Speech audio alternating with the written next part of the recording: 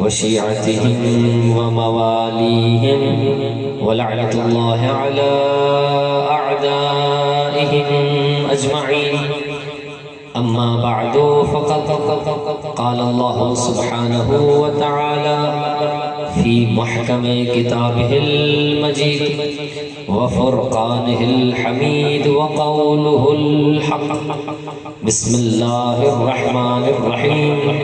أفمن يهدي إلى الحق أحق أن يتبع أمن لا يهدي إلا أن يهدى فما لكم كيف تحكمون. بلندر صلوات. اللهم صل على محمد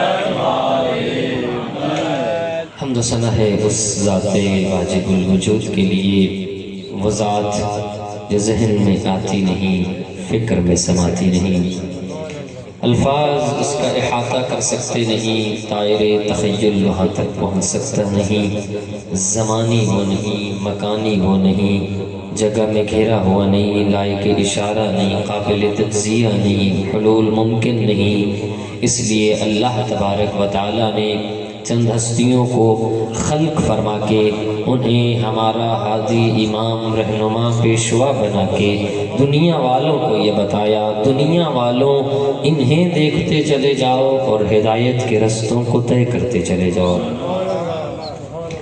درود و سلام اللہ تبارک و تعالیٰ کی ان برگزیدہ اور مقدس ہستیوں پر کہ جو وجہ تخلیق کائنات ہیں، کہ جن کے وجود بابرکت سے اس کائنات کا وجود ہے، کہ جن کے دم سے اس کائنات میں دم ہے.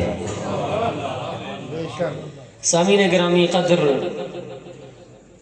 جیسا کہ سلسلہ گفتگو جاری و ساری ہے اور سورہ یونس کی اس آیے مجیدہ کے ضمن میں اتباع ہدایت اور قرآن کے عنوان سے ہمارا سلسلہ گفتگو آج اپنے دوسرے مرحلے میں داخل ہو چکا. اور کل میں نے آپ کی خدمت میں یہ عرض کیا کہ اتباع کا مطلب پیروی کرنا، کسی کے رستے پہ چلنا، کسی کی بات پر عمل کرنا، اور ہدایت کا مطلب ہے رستہ دکھانا. اور اللہ قرآن میں کہہ رہا ہے کہ جب اتباع کا مطلب پیروی ہے اور ہدایت کا مطلب رستہ دکھانا ہے تو پھر رستہ وہ دکھائے گا جسے خود رستے کا پتہ ہوگا. افمن یہدی الی الحق احق ان یتبع. دو بندے ہیں، ایک وہ کہ جو ہدایت کرنے والا ہے، ایک وہ جو ہدایت لینے والا ہے. تو ان دونوں میں کس کے پیچھے جاؤ گے؟ تو یہی جواب ملے گا کہ جو رستہ جانتا ہو اس کے پیچھے جائیں گے، کہ جسے خود رستے کا علم ہی نہیں، جسے اپنا رستہ نہیں ملتا، وہ کسی دوسرے کو رستہ نہیں بتا سکتا. اور اگر آپ کو یاد ہو تو کل اس مرحلے پر گفتگو رکی تھی اور میں نے آپ کی خدمت میں یہ عرض کیا تھا کہ انسان جس رستے پر جا رہا ہو اس رستے میں جو نشانی ہو وہ خطا کار نہیں ہونی چاہیے.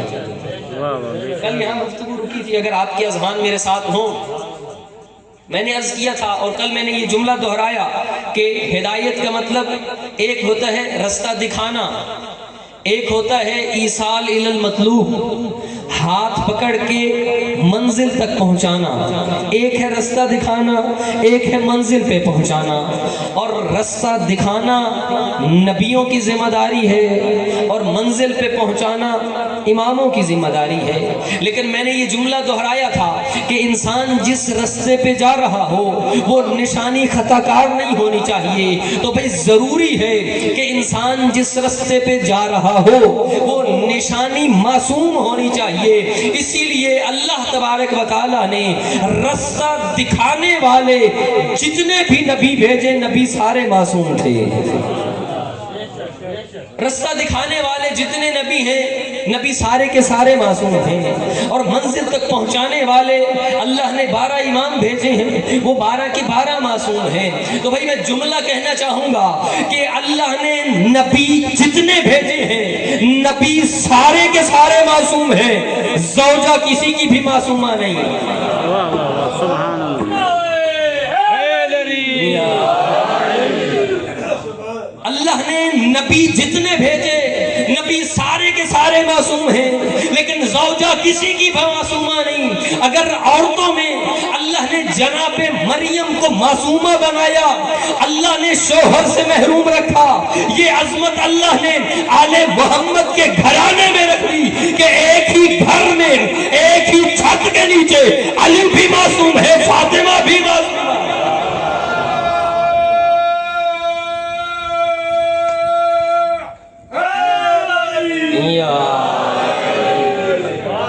اللہ نے یہ عظمت آل محمد کے گھرانے میں رکھی کہ ایک ہی گھر میں ایک ہی چھت کے نیچے علی بھی معصوم ہیں، فاطمہ بھی معصومہ۔ اور اگلا جملہ کہہ دوں کہ اللہ نے یہ عظمت بھی کہیں اور نہیں رکھی کہ اللہ نے کسی بھی معصوم نبی کو ایک زوجہ کے وطن سے 2 معصوم بیٹے بھی عطا نہیں کیے۔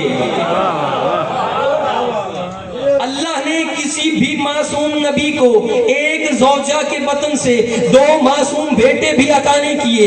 اللہ نے حضرت ابراہیم کو 2 بیٹے دیے، ایک کا نام اسحاق ہے، ایک کا نام اسماعیل ہے، لیکن ایک ہاجرہ کے وطن سے ہے، ایک سارہ کے وطن سے ہے۔ اللہ نے یہ عظمت بھی آل محمد کے گھرانے میں رکھی کہ جناب علی مرتضیٰ کو جناب فاطمہ کے وطن سے 2 بیٹے عطا کیے، حسن کو بھی معصوم بنایا، حسین کو بھی معصوم بنایا۔ نعرہ تکبیر، نعرہ رسالت، یا رسول اللہ، نعرہ حیدری، مولا منتظر صلوات، صلی علی محمد و آل محمد۔ تو میں نے آپ کی خدمت میں عرض کیا کہ جو ہدایت کے راستے بتائے وہ نبی، جو منزل پہ پہنچائے وہ امام۔ کوئی تو مجھ سے سوال کرے، بندہ خدا تو کہہ رہا ہے ممبر پہ بیٹھ کے کہ جو راستہ بتائے وہ امام، جو منزل پہ جو راستہ بتائے وہ نبی، اور جو منزل پہ پہنچائے وہ امام، تو اس کا مطلب ہے کہ امامت نبوت سے بڑی ہو گئی۔ تو پھر کیا میرے نبی کی عظمت کم ہے؟ جاگ کے سنیے گا کہ بھائی اس کا مطلب ہوا کہ میرے نبی جو ختمی رسول ہیں کیا ان کی عظمت کم ہے کہ نبی کا کام ہے راستہ دکھانا؟ میں کہتا ہوں دنیا کا کوئی عہدہ ایسا ہے ہی نہیں کہ جو عہدہ ہو اور میرے نبی کے پاس نہ ہو۔ میرے نبی محمد مصطفیٰ نبی بھی ہیں، رسول بھی ہیں اور امام بھی ہیں۔ کوئی یہ نہ سمجھے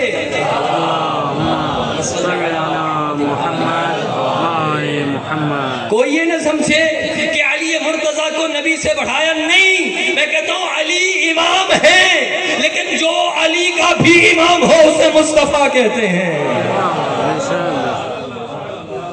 اور ایک جملہ عرض کروں، کائنات کی کوئی ایسی عظمت نہیں کہ جو عظمت ہو اور میرے مصطفیٰ میں نہ ہو۔ کائنات کی کوئی فضیلت نہیں کہ جو فضیلت ہو اور میرے مصطفیٰ میں نہ ہو، بلکہ یوں کیوں نہ کہوں کہ کائنات کی عظمتیں فضیلتیں بنتی ہی تب ہیں جب میرے مصطفیٰ میں ہو۔ وہ عظمت بنتی ہی تب ہے جب میرے مصطفیٰ میں آ جائے۔ کائنات کی کوئی عظمت نہیں ایسی جو میرے مصطفیٰ میں نہ ہو۔ اور یہ میرا جملہ نہیں، شاہ عبدالعزیز محدث دہلوی اہل سنت کے عالم دین اپنی کتاب سر الشہادتین میں لکھتے ہیں، سر الشہادتین یعنی 2 شہادتوں کا راز۔ کتاب کا نام ہے سر الشہادتین، اور لکھنے والے اہل سنت ہیں۔ وہ کہتے ہیں کہ اللہ نے میرے مصطفیٰ کو کائنات کی ہر عظمت عطا کی، ہر فضیلت عطا کی، سوائے ایک فضیلت کے۔ توجہ رکھیے گا، فرمایا میرے مصطفیٰ کو اللہ نے کائنات کی ہر عظمت عطا کی سوائے ایک عظمت کے کہ جس کا نام ہے شہادت، کیونکہ شہادت بھی عظمت ہے، شہادت بھی بڑا رتبہ ہے، لیکن ظاہری طور پر میرے نبی کو شہادت نہیں ملی، لیکن پھر اللہ نے چاہا کہ میرا مصطفیٰ اس عظمت سے محروم نہ رہ جائے، تو اللہ نے شہادت کی عظمت عطا کرنے کے لیے نبی کو 2 نواسے عطا کیے۔ اللہ نے حسن کو بھی شہادت دی، اللہ نے حسین کو بھی شہادت دی۔ وہ جملہ لکھتے ہیں یاد رکھو کہ حسن کی شہادت نہیں، رسول کی شہادت ہے، حسین کی شہادت نہیں، یہ رسول کی شہادت ہے۔ یہاں اس کی قلم رک گئی، اور بڑھ کے میں جملہ کہوں کہ اگر لکھنے والے نے لکھا کہ حسن کی شہادت، رسول کی شہادت، حسین کی شہادت، رسول کی شہادت، تو پھر ماننا پڑے گا حسن کا قاتل رسول کا قاتل، حسین کا قاتل بھی رسول۔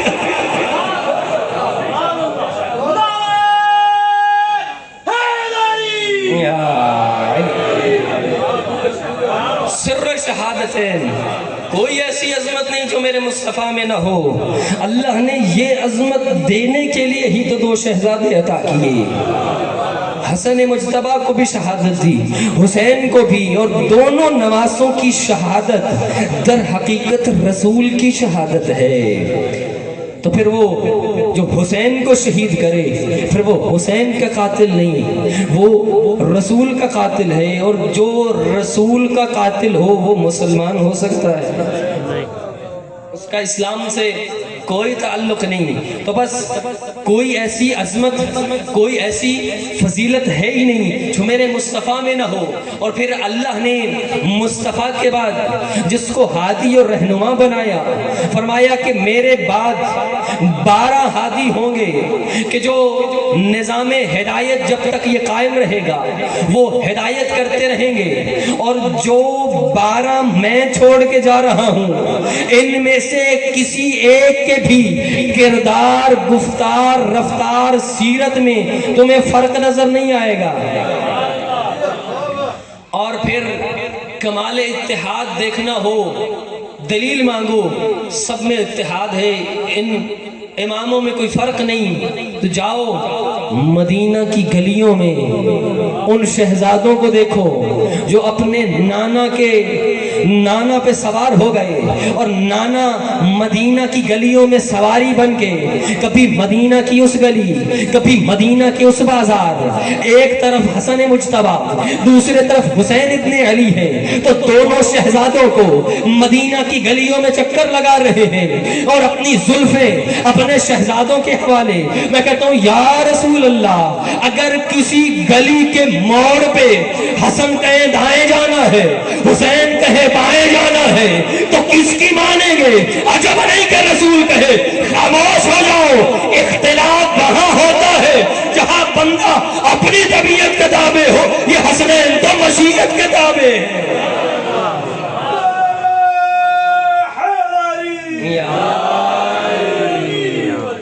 یہاں اختلاف نہیں ہوگا، اختلاف وہاں ہوگا جب بندہ اپنی مرضی کی بات کرے۔ میرا دل یہ چاہتا ہے جہاں بندہ اپنی من مانی کرے گا، جہاں اپنی مرضی ہو وہاں اختلاف ہو سکتا ہے، لیکن اس گھرانے میں کوئی اختلاف نہیں۔ کل میں نے یہی جملہ آپ کی خدمت میں عرض کیا تھا کہ کائنات بھری پڑی ہے اختلاف سے، تو میں نے کہا کوئی ایسا دروازہ ہے، تو کہا ہاں ایک ایسا دروازہ ہے کہ چادر تطہیر میں جا کر دیکھو، ایک ایسا دروازہ ہے جہاں اختلاف نہیں ملے گا۔ اور پھر وہ حدیث آپ کی خدمت میں عرض کروں جو حضرت امام جعفر صادق علیہ السلام،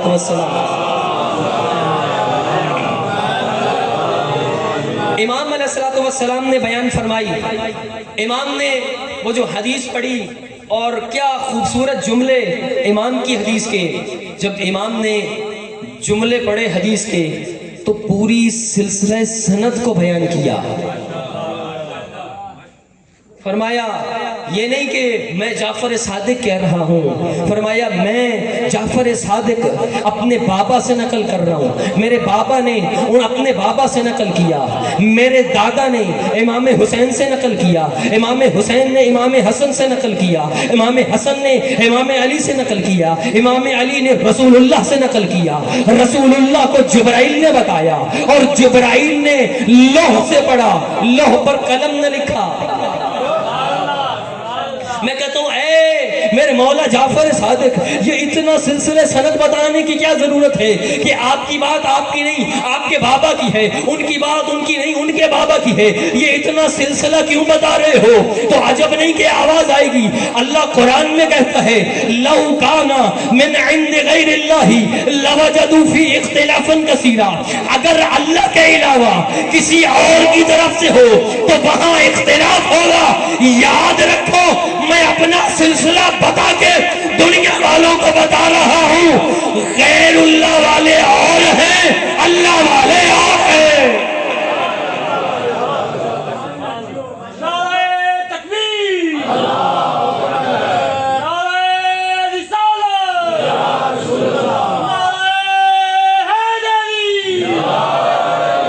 मोहम्मद वाले मोहम्मद बाबा बुलंद सलावत।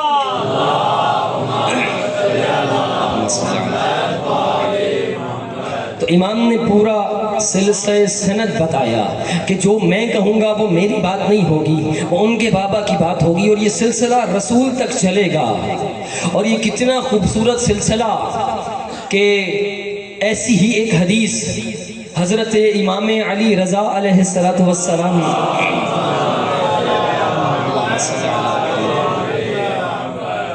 इमाम अलैहिस्सलातु वस्सलाम को जब मदीना से तूस बुलाया गया और इमाम अलैहिस्सलातु वस्सलाम जब नेशापुर के मकाम पे पहुंचे, क्योंकि अरसा हो गया था लोगों को डायरेक्ट इमाम से हदीसें नकल किए हुए, लोग इमाम सादिक के ज़माने में तो हदीसें नकल करते थे, लेकिन इमाम मूसा काज़िम के ज़माने में 10 साल से ज़्यादा का अरसा इमाम का कैद में गुजरा है। फिर जब दोबारा से लोगों ने देखा कि फर्जंद रसूल आ रहे हैं तो फर्जंद रसूल से कोई हदीस नकल करते हैं। 4000 से ज़्यादा लोग इमाम के इस्तकबाल के लिए खड़े हैं कि इमाम आएंगे, इमाम के लब हिलेंगे और इमाम के मुंह से कुछ जुमलात निकलेंगे, हम लिखेंगे। 4000 से ज़्यादा लोग कागज कलम लेके खड़े हैं और इंतजार में हैं कि इमाम कुछ बयान फरमाएंगे। जब इमाम की सवारी नेशापुर में आई, नेशापुर में आने के बाद इमाम की सवारी रुकी, इमाम ने पर्दा महमल हटाया और पर्दा महमल हटाने के बाद इमाम ने पहले हदीस नहीं बनाए फरमाई, बल्कि कहा कि याद रखो कि जो हदीस मैं मौला रजा पढ़ रहा हूँ मेरी हदीस नहीं, मेरे बाबा मूसा काज़िम की हदीस है। मैं मूसा काज़िम की हदीस, उनके बाबा जाफर सादिक की हदीस है, जाफर सादिक की हदीस, उनके बाबा इमाम बाकर की हदीस है, इमाम बाकर की हदीस, इमाम अली ज़ैनुल आबिदीन की हदीस है, उनकी हदीस, उनके बाबा अली ज़ैनुल आबिदीन की हदीस, उनकी हदीस, उनके बाबा इमाम हुसैन की हदीस, उनकी हदीस, उनके भाई हसन मुज्तबा की हदीस। मौला ने ये सारा सिलसिला सनद पढ़ा रसूल तक और ये फरमाया ये कोई आम हदीस नहीं, इस हदीस को सिलसिलातुल ज़हब कहा जाता है, सोने की कड़ियों से जुड़ी हुई हदीस है। और जब इस हदीस को पढ़ा, रावी कहता है इसका सिलसिले सनद इतना पाकीज़ा है, इतना पाकीज़ा है, अगर किसी दीवाने पे पढ़ा जाए तो उसे शिफा मिल जाएगी। तो एक जुमला कहने की इजाजत दो कि जिनके नामों में इतनी ताकत हो कि दीवाने को शिफा याब कर सकेंगे, उनके जात में इतनी ताकत होगी कि मामूली सा बुखार उन्हें हिज़यान नहीं करेगा।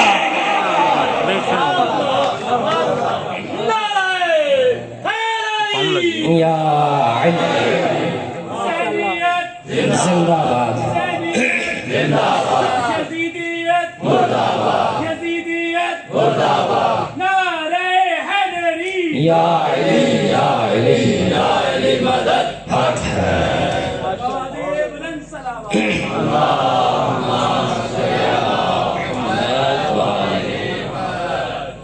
ये पूरा सिलसिला حدیث ہے جسے سلسلۃ الذہب کہتا ہے، سونے کی کڑیوں سے جڑی ہوئی حدیث ہے، کیونکہ اس حدیث کے راویوں میں ایک راوی بھی غیر معصوم نہیں ہے، سارے کے سارے معصوم ہیں، اس لیے فرمایا یہ سونے کی کڑیوں سے جڑی ہوئی حدیث ہے۔ اور پھر امام نے سلسلہ بتانے کے بعد لوگوں سے کہا اب لکھو یہ حدیث۔ مولا کیا لکھوانا چاہتے ہیں؟ فرمایا لا الہ الا اللہ حسنی من دخل حسنی امن من عذابی، کہ یہ لا الہ الا اللہ میرا قلعہ ہے، جو اس قلعے میں داخل ہو گیا وہ امن میں آ گیا۔ یہ جملہ کہنے کے بعد مولا نے پردہ محمل گرا دیا، لوگوں نے کاغذ قلم نیچے کر لیے، شاید مولا کی بات ختم ہو گئی۔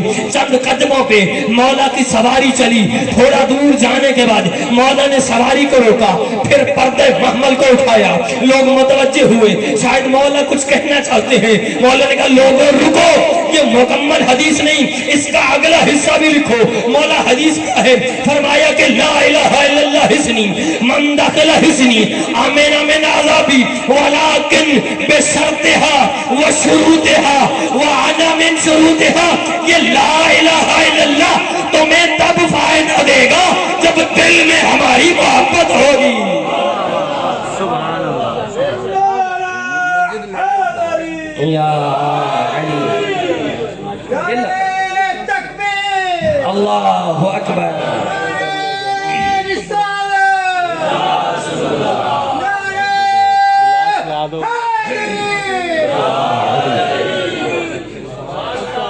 جب دل میں ہماری محبت ہوگی، زبان سے اگر لا الہ الا اللہ پڑھتے بھی رہے تو اس کا کوئی اثر نہیں، کہ جب تک دل میں ولایت و محبت و مودت آل محمد نہ ہو۔ اور یہ اتنا قیمتی، اور لا الہ الا اللہ کوئی ہلکا جملہ نہیں ہے۔ لا الہ الا اللہ میں ایک مکمل توحید پوشیدہ ہے کہ کوئی معبود نہیں الا اللہ، مگر اگر کوئی سجدے کے قابل ہے، اگر کوئی اس قابل ہے کہ اسے جھکا جائے تو وہ اللہ کی ذات ہے، اللہ کے علاوہ کسی کا سجدہ جائز نہیں ہے۔ تو بھئی جھکنا ہے اللہ کے سامنے، اور اللہ قرآن میں خود کہہ رہا ہے کہ قل هو اللہ احد، کہہ دو کہ وہ اللہ ایک ہے۔ قل هو اللہ احد، کہہ دو کہ اللہ ایک ہے۔ اللہ الصمد، وہ اللہ بے نیاز ہے، وہ اللہ بے نیاز ہے، یعنی وہ اللہ کسی کا محتاج نہیں۔ تو اللہ نے اس سورہ توحید کے اندر، توحید کے پیغام میں ایک قانون بنا دیا کہ عظمت کے قابل وہ ہوگا کہ جو بے نیاز ہوگا، جو محتاج ہے وہ کمتر ہوگا، کہ جو بے نیاز ہو وہ افضل ہوگا۔ تو بھئی اللہ نے معیار بتایا کہ جو محتاج نہیں ہوگا، کہ جو بے نیاز ہوگا وہ افضل ہوگا۔ تو اللہ گویا بتا رہا ہے افضلیت کا معیار رنگ نہیں۔ یاد کے سنیے گا، جملہ آپ کے حوالے کرنے جا رہا ہوں، یہ افضلیت کا معیار رنگ نہیں، افضلیت کا معیار نسل نہیں، افضلیت کا معیار یہ رتبہ نہیں، یہ جو دنیا کے رتبے ہیں کہ کوئی اگر کالا ہے تو کمتر، کوئی گورا ہے تو افضل۔ اگر رنگ معیار ہوتا تو گورے آزان دے رہے ہوتے، بلال حبشی آزان سن رہے ہوتے۔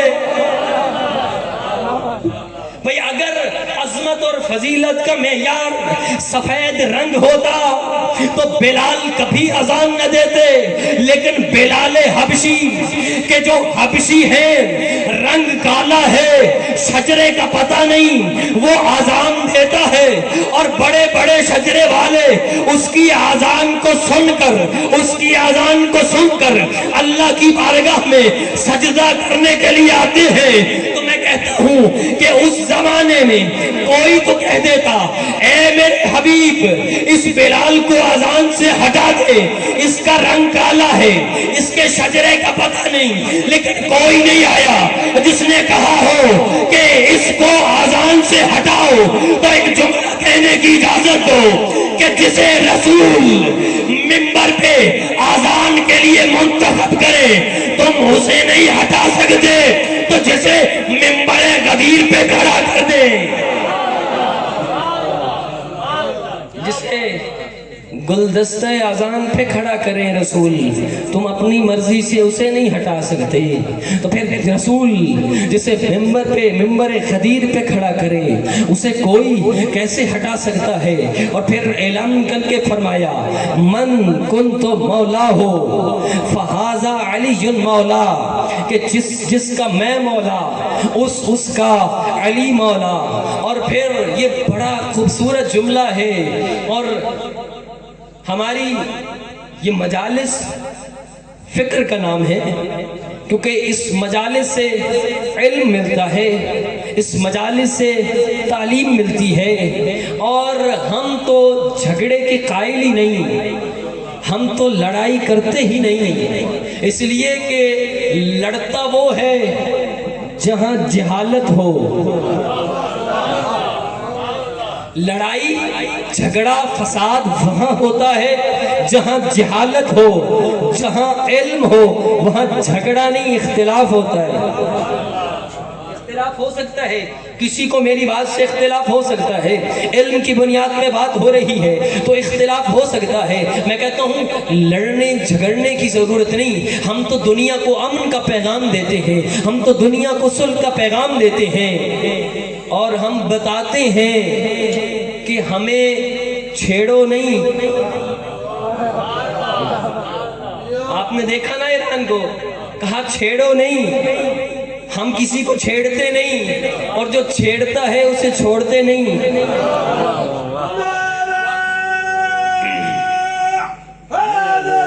یا تو ہم تو امن کے قائل ہیں، ہم تو صلح کے قائل ہیں۔ بھئی یہ جو جملہ پیغمبر نے فرمایا من کنتو مولا ہو فہذا علی المولا، ہم تو اپنے عقیدے کی بات کر رہے ہیں، ہمیں تو لوگوں کے عقیدوں کی پرواہ نہیں ہے، جو اپنا عقیدہ رکھے۔ رسول نے فرمایا کہ جس کا میں مولا ہوں اس کا علی مولا ہے۔ کچھ بندے جذباتی ہو کے لڑنا شروع کر دیتے ہیں، بھئی عجیب لوگ ہیں، لوگ علی کو مولا ہی نہیں مانتے، جب رسول نے کہہ دیا ہے کہ علی مولا ہے تو لوگ مانتے کیوں نہیں؟ میں کہتا ہوں خبردار، لڑنے کی ضرورت نہیں ہے۔ رسول نے کب کہا تھا علی تم سب کا مولا؟ رسول نے تو فرمایا جس کا میں مولا اس کا علی مولا۔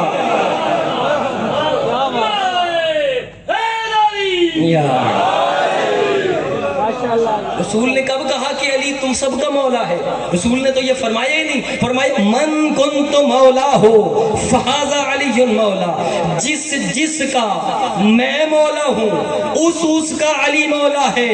تو فرمایا کسی سے جھگڑنے کی ضرورت نہیں، کہ جو محمد کو مانے گا وہی علی کو مانے گا، اور جو محمد کو نہ مانے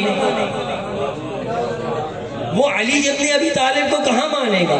تو بھی پیغمبر نے فرمایا جو مجھے مولا سمجھتا ہے، اگرچہ مولا کا معنی جو بھی لے لیا جائے، آپ مولا کا معنی دوست کریں، مولا کا معنی ساتھی کریں، جو بھی ہزار قسم کے معنی ہیں، ہمیں اختلاف نہیں ہے اس بات سے، آپ مولا کا مطلب جو بھی نکالیے، لیکن ہم تو اتنا کہیں گے کہ قرآن نے، آپ کہتے ہیں کہ مولا کا معنی دوست ہے، کہ نبی نے فرمایا من کنت مولا ہو، جس کا میں دوست ہوں اس کا علی دوست ہے۔ لیکن جب میں نے قرآن پڑھا تو قرآن میں اللہ آواز دے کے کہہ رہا ہے خبردار خبردار نبی کو اپنے جیسا نہ سمجھنا، خبردار نبی کو ویسے نہ بلانا جیسے آپس میں دوستوں کو بلاتے ہو۔ تو قرآن نے تو قانون دے دیا کہ قرآن بتا رہا ہے نبی کسی کا دوست نہیں ہو سکتا۔ بھئی میں یہی کہنا چاہتا ہوں کہ جو نبی کو اپنا دوست سمجھتا ہے وہ علی کو بھی دوست سمجھے۔ ہم نبی کو مولا سمجھتے ہیں، اس لیے کہ قرآن نے فرمایا النبی اولا بالمؤمنین، نبی تو مومنوں کا مولا ہے۔ اور جب نبی مولا ہیں تو فرمایا من کنت مولا ہو فہذا علی مولا، تو جس کا نبی مولا ہے اس کا علی مولا ہے۔ پھر انشاءاللہ موضوع میں کبھی مجھے موقع ملا تو اس پر تفصیلاً گفتگو اور آیت کے ترجمے اور ایک ایک لفظ پہ گفتگو کی جائے گی، لیکن جو سرنامہ سخن میں نے عرض کیا اور جو میرا موضوع ہے کہ اے میرے حبیب، اس کائنات میں آپ نے بتایا کہ ایک ہی گھرانہ ہے کہ جس کے پیچھے جاؤ گے تو تم کبھی گمراہ نہیں ہو سکتے۔ فرمایا انی تارکن فیکم الثقلین کتاب اللہ عطرتی اہل بیتی ما ان تمسکتم بہما لن تضلوا بعدی ابدا، کہ میں تمہارے اپنے بعد تم میں دو گراں قدر چیزیں چھوڑ کے جا رہا ہوں، ایک اللہ کی کتاب، دوسری عطرت اہل بیت، اور فرمایا لن یفترقا حتی یرد علی الحوض، اور یہ دونوں کا رشتہ اتنا مضبوط ہے قرآن کا اہل بیت کے ساتھ کہ یہ قیامت تک اکٹھے رہیں گے، حوض کوثر تک جدا نہیں ہوں گے، یعنی قرآن ان کے ساتھ رہے گا، یہ قرآن کے ساتھ رہیں گے۔ اس لیے تو میرے نبی نے فرمایا العلی مع القرآن والقرآن مع علی، علی قرآن کے ساتھ ہے، قرآن علی کے ساتھ ہے۔ اگر قرآن کی سمجھ نہ آئے تو علی سے پوچھ لینا، علی کی سمجھ نہ آئے تو قرآن سے پوچھ لینا۔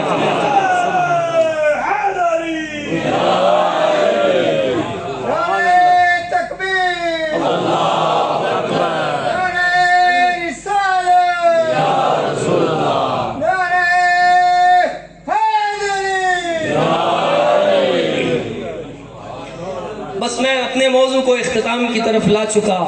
اللہ تبارک و تعالیٰ نے سلسلہ ہدایت میں جتنے بھی نبی بھیجے، رستہ بتانے والے بھی معصوم اور منزل پہ پہنچانے والے بھی معصوم، اور پہلے سے لے کر آخری تک کے کسی کے کردار، گفتار، رفتار، سیرت میں کوئی فرق نظر نہیں آتا۔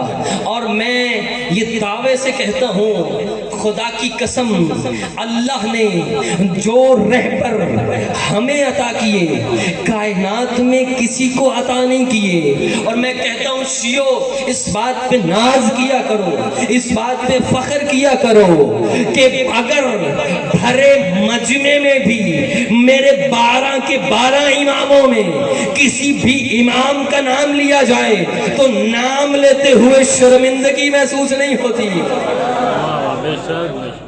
میرے کسی بھی امام کا نام لیا جائے سینہ چوڑا ہو جاتا ہے، یہ علی ہی تو میرے امام ہیں، یہ علی حیدر کرار ہی تو میرے امام ہیں۔ پھر جملہ کہنے دیجئے کہ اللہ نے ایسے رہبر عطا کیے۔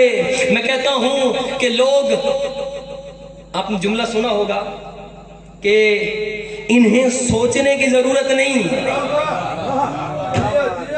ممبر سے سنا ہوگا انہیں سوچو نہیں، انہیں بس مانو۔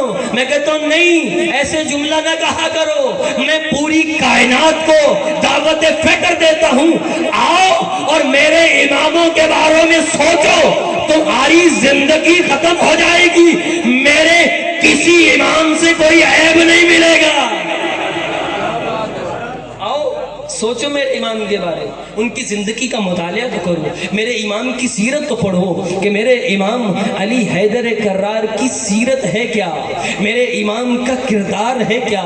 تم کردار پڑھو گے تو تمہیں پتہ چلے گا کہ کیسے امام اللہ نے عطا کیے۔ اور یہی وجہ ہے جس علی پر ہم فخر کرتے ہوئے نظر آتے ہیں، وہ علی ابن ابی طالب، جب اس کی بارگاہ میں سجدہ کرتے ہیں تو سجدہ کرتے ہوئے لطف لے کے کہتے ہیں پروردگارا تیری بارگاہ میں سجدہ کر کے علی کو بڑا لطف آ رہا ہے۔ لیکن علی صرف مسجد میں سجدہ نہیں کرتا تھا، علی جب بیت المال آتا تھا علی لوگوں میں تقسیم کرتا تھا، اور جب بیت المال ختم ہو جاتا علی 2 رکعت نماز ادا کرتے تھے، کبھی اس جگہ نماز، کبھی اس جگہ نماز، کبھی اس جگہ سجدے۔ لوگوں نے پوچھا اے علی آپ مال تقسیم کرنے کے بعد یہ نماز کیوں پڑھ رہے ہیں؟ بتایا کہ بندہ بندہ جس جگہ پہ سجدہ کرتا ہے نا قیامت کے دن وہ بندے کی گواہی دیتی ہے اس نے یہاں سجدہ کیا، اس نے یہاں سجدہ کیا۔ میں بیت المال لوگوں میں تقسیم کر کے یہ دنیا والوں کو بتاؤں گا تاکہ جب قیامت کا دن ہوگا یہ زمین پکار کے کہے گی کہ علی حق دینے والے کا نام ہے، حق چھیننے والے کا نام نہیں۔ علی تکبیر، اللہ اکبر، نعرہ رسالہ، یا رسول اللہ، نعرہ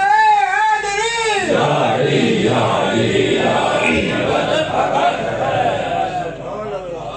اس کا مطلب یہ ہوا کہ قیامت کے دن یہ بیت المال اور اس کی جگہ گواہی دے گی کہ علی ہر کسی کو اس کا حق دیا کرتا تھا، یتیموں کو اس کا حصہ، غریبوں کو اس کا حصہ، مسکینوں کو اس کا حصہ، بیواؤں کو اس کا حصہ۔ علی سارا بیت المال تقسیم کر کے اللہ کی بارگاہ میں سجدہ شکر ادا کر رہا ہے۔ اللہ تیرا لاکھ لاکھ شکر، آج حق اپنے مستحق تک پہنچ گیا۔ تو بھئی علی کیا قیامت کے دن گواہی ہوگی؟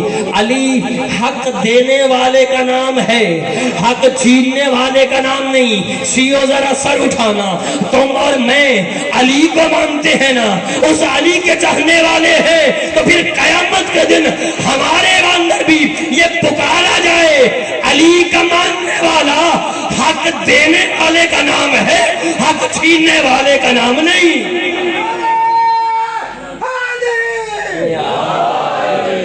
علی کا شیعہ بھی حق دینے والے کا نام ہے، حق چھیننے والے کا نام نہیں۔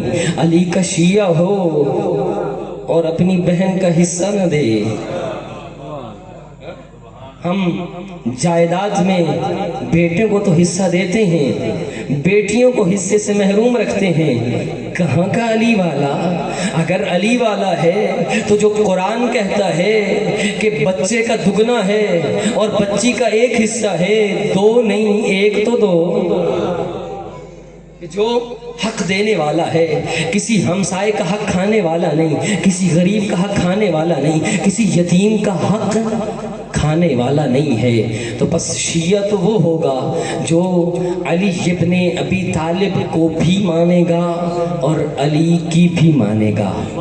تو جو علی کی مانے گا اور پھر وہ علی کا شیعہ کہلائے گا۔ اور حق بھی یہ ہے کہ علی ابن ابی طالب نے اپنی پوری زندگی میں، اپنی پوری خلافت کے زمانے میں کوئی ایسا وقت نہ آیا کہ کوئی بیوہ، کوئی غریب بھوکا سو گیا ہو۔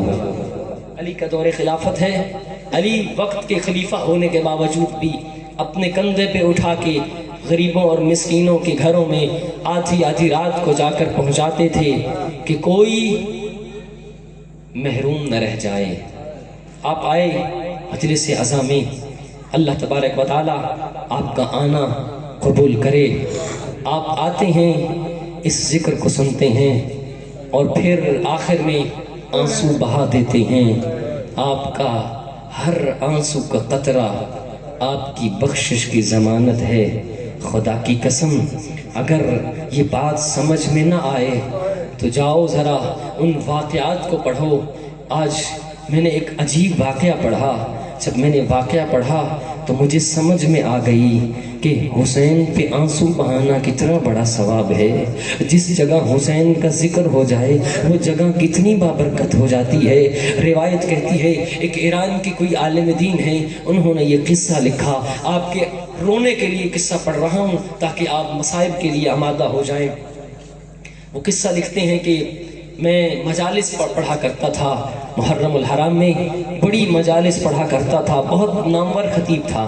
وہ کہتا ہے جب میں مجلس پڑھ کے اپنے گھر کی طرف لوٹ رہا تھا نا، रस्ते में एक देखा कि जो एक शख्स बैठा है, बड़ा गुनाहगार है, बड़ा खताकार है और अपने नशे में मखमूर है। जब मुझे गुजरते देखा तो मुझे पहचानता था कि कौन है, कि मैं मजलिस पढ़ता हूँ। जब मैं मजलिस पढ़ के आ रहा था मुझे रोका और रोक के कहते हैं, क़िबला आप मजलिस पढ़ के आ रहे हैं ना, कभी हमारे लिए भी मजलिस पढ़ा करें। आप लोगों के लिए भी तो मजलिस पढ़ते हैं ना, कभी हमारे लिए भी मजलिस पढ़ा करें। जब ये जुमला कहा ना, वो खतीब कहते हैं मैंने टालने की कोशिश की, आधी रात का वक्त था, मैं थका हुआ था, अब मैं कहाँ मजलिस पढ़ूंगा। मैंने टालने की बात की, कहा इंशाअल्लाह हम आपकी मजलिस पढ़ेंगे, लेकिन मजलिस पढ़ने के लिए तो मिंबर की ज़रूरत होती है ना, मिंबर पे बैठ के मजलिस पढ़ते हैं। खुदा की कसम जुमला सुनिएगा ना, वो बंदा जो हुसैन की मोहब्बत में लोग चाह रहा था ना कि मेरी मजलिस पढ़ी जाए,